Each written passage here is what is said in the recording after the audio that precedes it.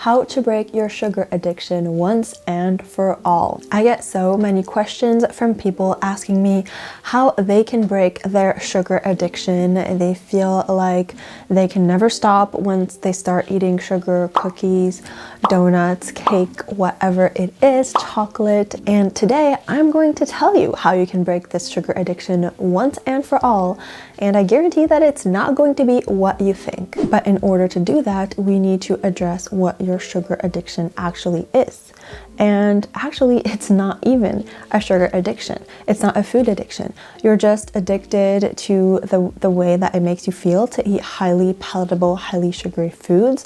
But actually, no studies show that humans can really be addicted to sugar. As usual, all of my sources will be in the description. People aren't really addicted to sugar per se, more to the highly palatable foods and the feelings of satisfaction and emotional well-being that it gives them. Addictions involve the need to crave the actual chemical content of a drug, which is not the case for sugar. You're more craving the taste and the texture and the feeling that it brings you. While I know a lot of people who would binge on cookies or cake or ice cream or whatever, I know very little people who would just eat spoonfuls of white table sugar to satisfy a craving.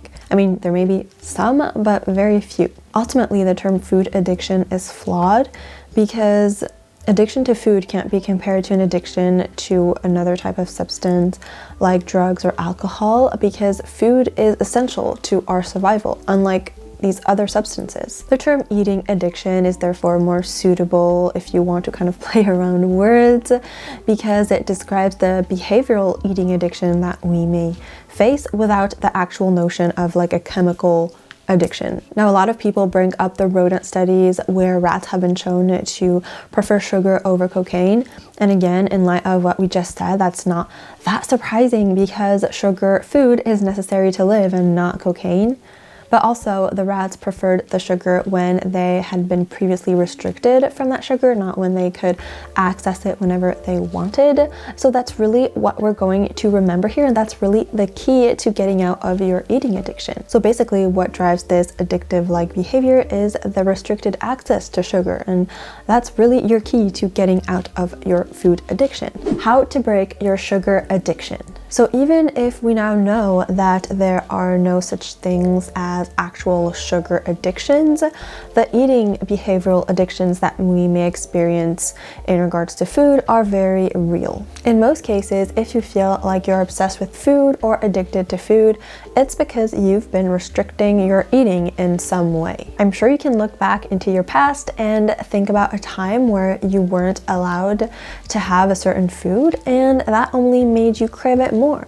Like if you take a child and tell them you're not allowed to have ice cream, they are going to beg for ice cream. And then when they go to a friend's house or grandma's house and there's ice cream there, they're going to eat a ton of ice cream to kind of compensate for this. But if you give them access to ice cream when they want, if you don't put it on a pedestal, and if you make them feel like ice cream is just like any other food, then chances are they're not going to be eating the entire tub of ice cream. They're going to eat a little bit and then get tired of it, and it's going to lose its novelty factor, and ice cream is just going to be a food among others that they can enjoy. They can enjoy it once in a while, but other than that, they're not obsessed. And it's the same thing for adults. So first, let me tell you about all the things that are not going to work to break your sugar addiction.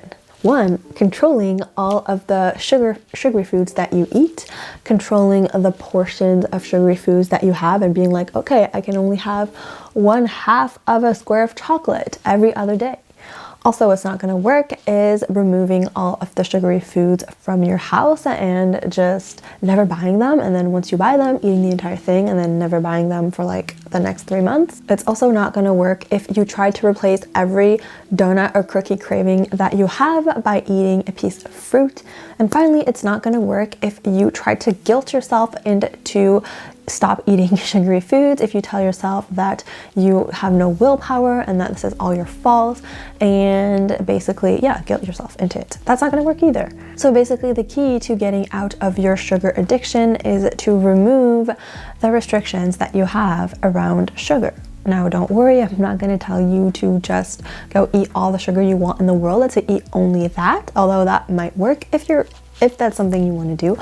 But now for today, I'm going to give you steps that you can implement in order to break your sugar addiction in a more like slowly paced way, and that you don't feel like overwhelmed or stressed or anything like that. The first thing you need to do is to make a list of all the foods that you are addicted to, that you feel addicted to, and try to sort them in order of less addictive to more addictive. And the second thing you need to do is to create an exposure plan to these foods that you are addicted to. The main goal is for the foods you're addicted to become neutral foods that are just like any other food that you can enjoy when you feel like it, but not obsess over them, not stress over it, not feel bad or guilty or anything like that. But in order for that to happen, you need to incorporate them regularly so that your brain understands that you are allowed to have these foods. They aren't off limits. You can access them whenever you want.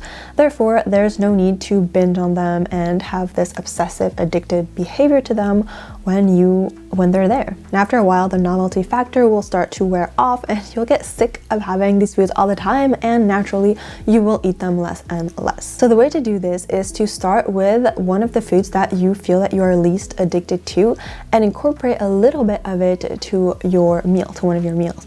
And then as time goes on, you can incorporate a little bit more and then add in some foods that you feel more addicted to, and so on. And by like foods you feel more or less addicted to, I mean foods you feel like you would go more out of control with. So here's an example to help you put this in place and get started. So let's say that on your food addictive spectrum, you have cookies, which you are not very addicted to, and then you have ice cream, which you are very addicted to.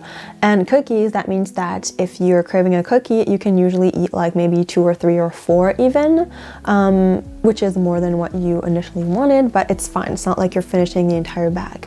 And then with ice cream, the thing is, even if you just like think of ice cream, then you eat the entire tub of ice cream and more. So that's kind of how you can set yourself on that scale. So what you can do is start by adding a cookie as a regular dessert to one of your meals. And so little by little, when you feel like you can eat one cookie and not finish the entire box, you can start adding ice cream. And then for ice cream, maybe you can tell yourself that you're going to have ice cream for dessert every single day until that novelty factor wears off. And you're probably thinking, well, isn't it unhealthy if I have ice cream for dessert every single day? And I mean, yes, technically it's not like the most ideal thing ever, especially if you're having pretty big quantities, but I guarantee that it's much better to have a pretty normal amount of ice cream every day, even every meal, than to have no ice cream for a week and then finish like 2 entire big tubs of ice cream at the end of the weekend and feel totally guilty and then start restricting to compensate and, just go through all of that cycle. And also, this is temporary. You're not going to want to be eating ice cream for every single meal, like after every single meal. It may feel like that at first, but once you start realizing that this is normal, you can have it whenever you want, you're not restricted to it, you have unlimited access to it, then you're going to start not craving it as much and you're going to start wanting to eat other foods as well. Just so this doesn't spiral out of control, I also don't suggest that you wait until you crave these foods to eat them. Like, don't be like, oh, I'm craving ice cream, let me go eat unlimited amounts of ice cream to break my addiction. No, you need to make them into a plan, and you need to plan to eat these foods in like pretty regular sized portions. That way it won't feel like a big deal or like this huge craving to satisfy. Again, like, it's maybe easier to have normal portioned amounts of chocolate after a balanced, healthy meal when you've planned to have a few squares of chocolate, rather than when you're really craving chocolate. You're probably just going to end up eating 5 tablets. And finally, you want to make sure that the rest of your meals are healthy and balanced. When you are letting yourself eat the foods that you feel addicted to, you also want to be having your regular, normal, healthy, balanced meals the rest of the time. Basically, you only want the sugary foods to be like an addition, like a part of your meal, but you don't want them to replace your meal. And this tends to happen sometimes when you eat too much sugar, and so you feel that you're not hungry, so you're just like, oh, let me just skip a meal. That's not what we're trying to do. If every time you eat chocolate or a donut, you tell yourself that you have eaten too many calories and that you need to skip the upcoming meal that you have planned for yourself in order to kind of compensate for those calories, then you are just fueling the binge restrict cycle. What's going to end up happening is you're going to feel hungry and you're going to lack the nutrients and the energy that you were supposed to be getting from your regular balanced meal. And so you're going to feel frustrated and even hungrier, and so you're going to start binging on donuts or cookies or more sugar. And that's just a cycle that we don't want to be in. And you can break that cycle by having healthy and balanced meals at pretty regular times and sticking to them. So this is the way to break your sugar addiction for good.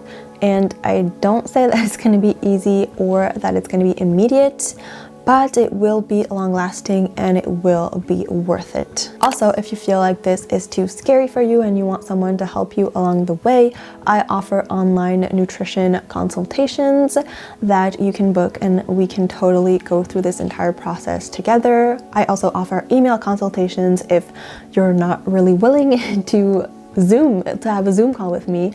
So I'll be leaving all that info in the description as usual. That's it for this video. Thank you so much for watching. If you enjoyed it, don't forget to like it and subscribe, and see you on my next one. Bye.